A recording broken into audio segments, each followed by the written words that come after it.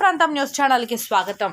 జడ్చర్ల నియోజకవర్గం రాజాపూర్ మండల కేంద్రంలోని కల్లేపల్లి గ్రామంలో కోతుల ఇబ్బందిని తొలగించిన ఎమ్మెల్యే అనిరుద్ రెడ్డి ఫారెస్ట్ అధికారులు సమాచారం అందించి కోతులను పట్టించారు. నేడు గ్రామానికి వెళ్లి పట్టుకున్న కోతులను పరిశీలించి వాటికి ఆహారం వేశారు.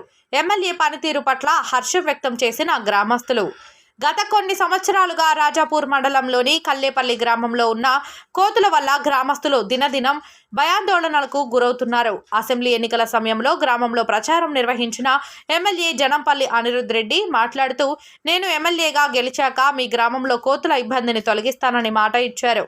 ఇచ్చిన మాట ప్రకారం ఎమ్మెల్యే ఫారెస్ట్ అధికారులకు సమాచారం అందించి కోతులను పట్టించారు.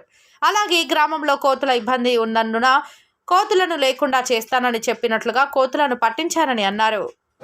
ఇది ఒక కోతుల నివారణ అనేది ఓన్లీ కల్లపల్లి గ్రామంలో జడ్చర్ల నియోజకవర్గం మొత్తంలో ఇలాంటి కార్యక్రమం చేపట్టడం.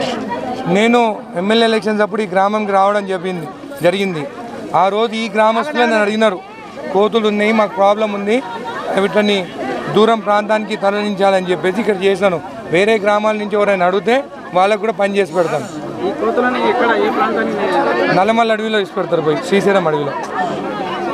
చాలా ఈ జడ్చర్ల ఇలాంటి కోతుల చాలా ఇబ్బంది పడుతుంది. అది మన ఈ రాజాపూర్ మండలంలో కొన్ని గ్రామాలు ఉన్నాయి.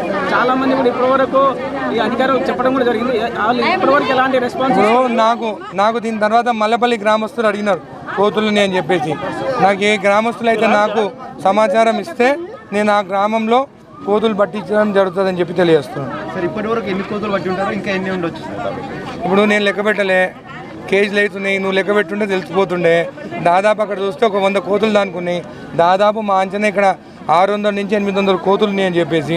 ఇది ఇంకా 20 రోజులు, ఇది మొదటి రోజే 100 కోతులు పట్టినారు. దాదాపు ఇంకా 20 రోజులు వాళ్ళు ఇక్కడ పని చేస్తారు. కోతులని వాళ్ళ ఇళ్ళకి పోయి పాపం వాళ్ళ ఇళ్ళల్లో ఉన్న పండ్లు కానీ ఏది ఉన్నా కానీ ఎత్తుకుపోతున్నాయి. అంతకన్నా ఎక్కువ ఏంటంటే చిన్నపిల్లలను కరుస్తున్నాయి. చిన్నపిల్లలు ఇంట్లుంటే కూడా భయపడుతున్నారు ఏమైనా అవుతుందా అని చెప్పేసి.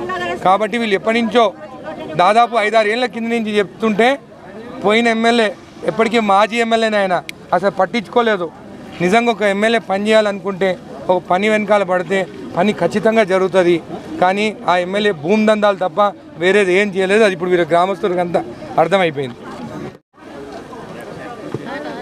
ఇక్కడ మన ఎమ్మెల్యే సార్ ఆధ్వర్యంలో కల్లపల్లి గ్రామంలో కోతుల నివారణ కార్యక్రమం చేపట్టారు. అది మీకు ఏ విధంగా అనిపిస్తుంది అన్న? ఈ ఊర్లో కోతులు 2 వచ్చినాయి. 2 వచ్చి చిన్నగా 2000 అయినాయి. అవి ఒకటికి రెండు నడమ కూడా ఒక 5-6 ఏళ్ళ కింద పట్టించిన అని ఇంకా 5-6 మిగిలిపోయినాయి. 5-6 మిగిలిపోయి 5-6 వేలు అయినాయి అవి.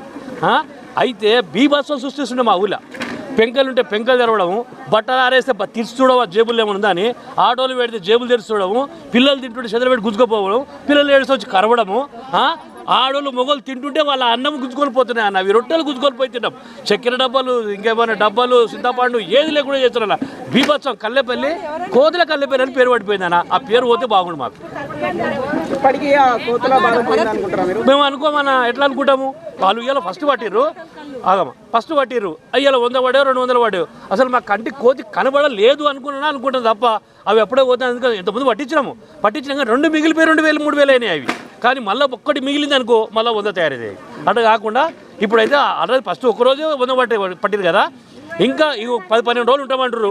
ఒక్క కోతి లేకుండా చేస్తే ఆ ఎమ్మెల్యే సాబ్ పేరు మీద దేవుడు టెంకాయ కొడతాం. కోతుల బెడద ఉందని ఎమ్మెల్యే సార్కి ఎప్పుడు వినిపించుకున్నారు మీరంతా? అంటే ఓట్ల ముందు, అంటే ఇంతకుముందు ఓట్లప్పుడు వినిపించుకున్నా ఏం చేసినా ఎవరంత అంత మధ్యలో పట్టిరు. మళ్ళీ తర్వాత ఎవరు పట్టించుకోలేదు. ఓట్లని అన్నారు. తర్వాత ఈ సార్కు మీరు కోతులు పట్టిస్తేనే మేము ఓట్లు వేస్తామని చెప్పినాము. అందుకు ఆ మాట ప్రకారం సార్ గిన్న ఆ మాట నిలబెట్టుకున్నాడు. ఈరోజు ఆ కార్యక్రమం అనేది మొదలైంది.